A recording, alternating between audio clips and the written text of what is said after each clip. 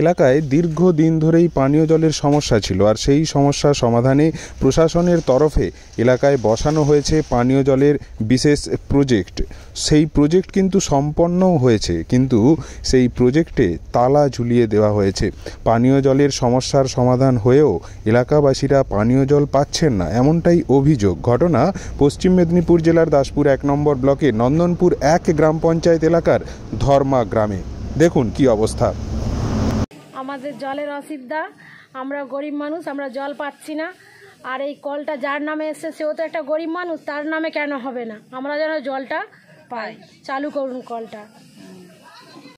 জায়গায় আর আমার ছেলেকে কাই দেয়নি, অন্য লোককে দিচ্ছে, তার নামেই আছে, আমার ছেলের নামেই আছে। আমরা গরিব মানুষ যে তিরপলের ঘরে আছি, আমার দিকে কাই দিলেনি, অন্য লোককে দিচ্ছে।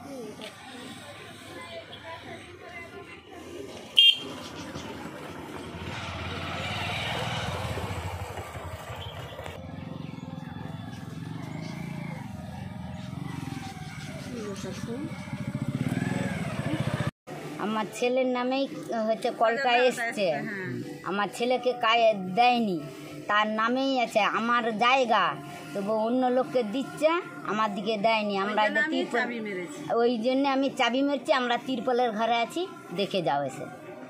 ঠিক আছে।